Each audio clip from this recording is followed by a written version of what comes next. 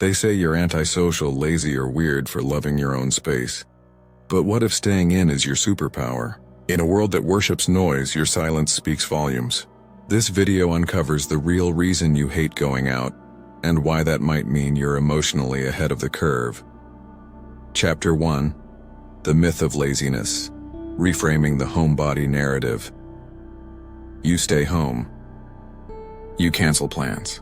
You feel relief when the party gets postponed. And yet people look at you like you're doing something wrong. They call it laziness. They call it antisocial. They call it avoidance. But what if it's none of those things? What if it's emotional intelligence? In a world that rewards constant motion, choosing stillness is seen as suspicious. We're taught to chase, to show up, to be seen. But some people don't need the spotlight to feel alive. Some people find their power in silence. You're one of them.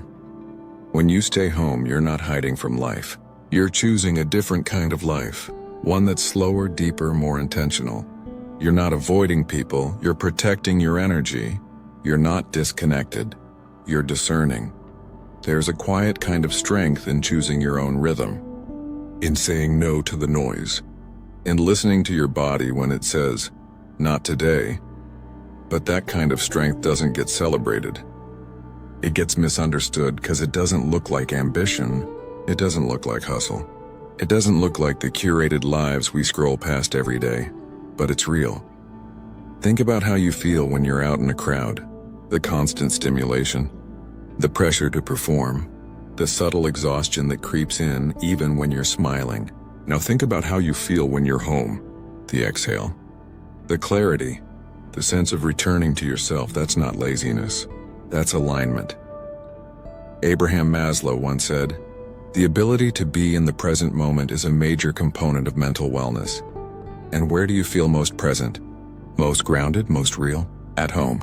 Home is where you stop performing, where you stop adjusting your tone, your posture, your energy to match the room. It's where you're allowed to be unfiltered. And that kind of authenticity is rare.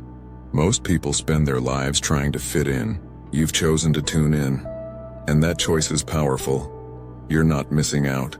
You're opting out. You're saying, I don't need noise to feel alive. I don't need crowds to feel connected. I don't need constant motion to feel worthy. You need peace, and peace doesn't come from parties or packed schedules. It comes from knowing yourself, trusting yourself, honoring your own rhythm. So the next time someone calls you lazy, remember this. You're not avoiding life. You're curating it.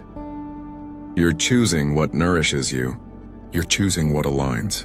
You're choosing what heals, and that choice, it's sacred. If this speaks to you, take a moment to subscribe to Soul of Phoenix. This channel is your space to feel seen, understood, and empowered. If you've ever felt like the world moves too fast for your soul, you're not alone and you're not wrong. Let's keep going. Because once you understand that staying home isn't about weakness, it's about wisdom, you begin to see the emotional architecture behind it. You begin to realize that your quiet choices are building something strong. And that strength, it's not loud. It's not flashy. It's not performative, it's steady. It's the kind of strength that doesn't need applause. The kind that doesn't need validation.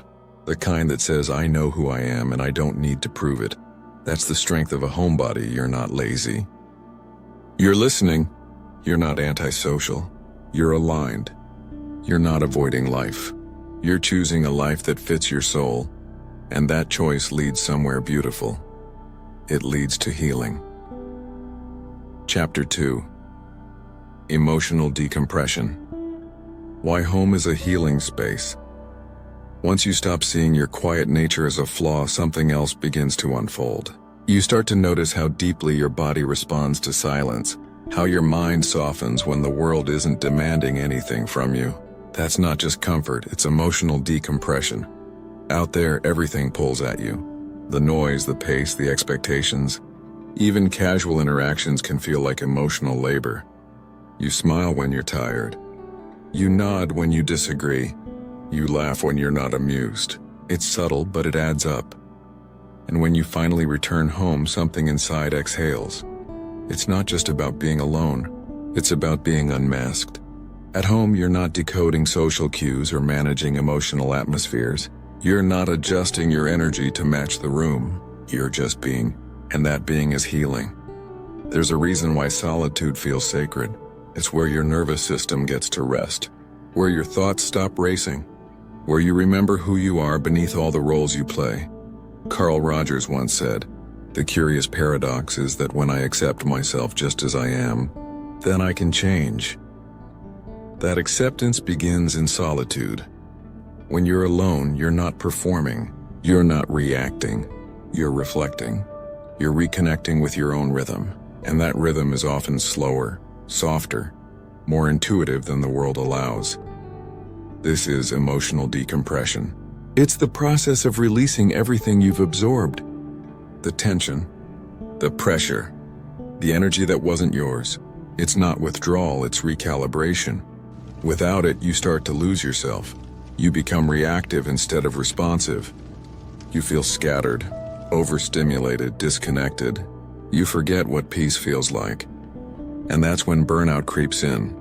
Not just physical, but emotional. But when you honor your need for solitude, something shifts. You begin to feel whole again. You begin to feel real. And that's why staying home isn't just a preference. It's a ritual, a return, a way of stitching yourself back together after the world has pulled you apart. Some people decompress by talking. Others decompress by silence. You decompress by disappearing into your own space. And that's beautiful. It's not about isolation. It's about integration. You're not cutting yourself off. You're coming back to center. And the more you honor this rhythm, the more you realize how powerful it is. You stop chasing validation. You stop fearing judgment. You stop apologizing for needing quiet. You start choosing peace. People who know how to decompress emotionally tend to be more grounded, more intuitive, more present. They don't absorb, they observe. They don't perform, they connect. They don't rush, they respond. That's the kind of energy that doesn't just protect you, it transforms you. So if you've ever felt guilty for staying home, for needing space, for craving silence, let that guilt go. You're not broken, you're balancing. And balance leads somewhere unexpected, because once you begin to decompress, to release, to return to yourself, something else begins to rise. Something deeper, something transformative. Chapter 3. The Power of Stillness. Turning inward to transform. Once you begin to decompress, something subtle starts to shift. The silence that once felt like a pause begins to feel like a doorway. You're no longer just resting, you're transforming.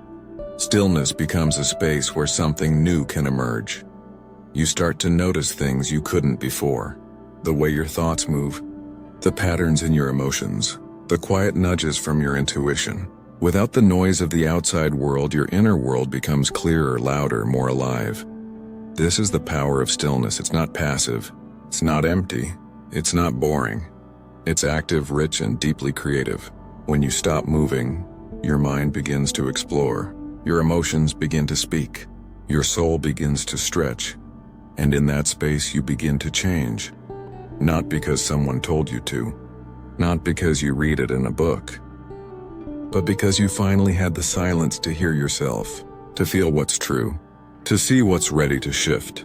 Transformation doesn't always come with fireworks. Sometimes it comes with quiet realizations, with gentle releases, with soft decisions that ripple through your life. You start to let go of things that no longer fit, roles you've outgrown, expectations that never felt right.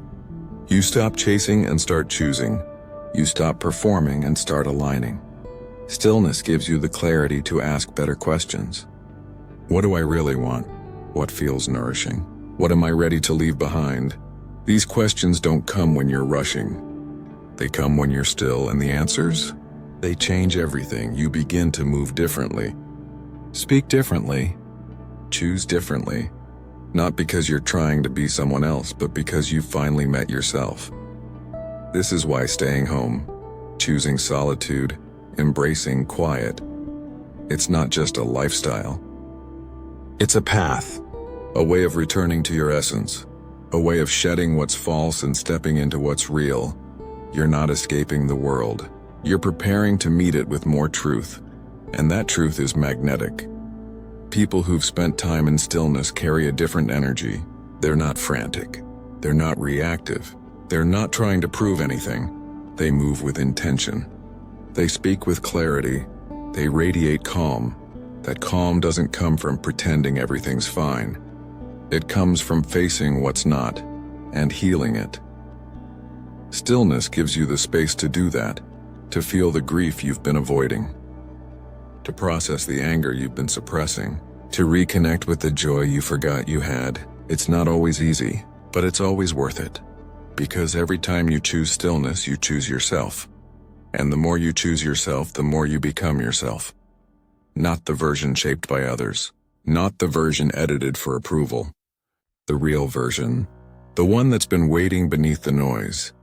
That version is powerful. It doesn't need permission. It doesn't need applause. It just needs space. And you've given it that space. So now you begin to rise. Quietly. Steadily. Authentically. Not as someone who avoids life, but as someone who's ready to live it on their own terms.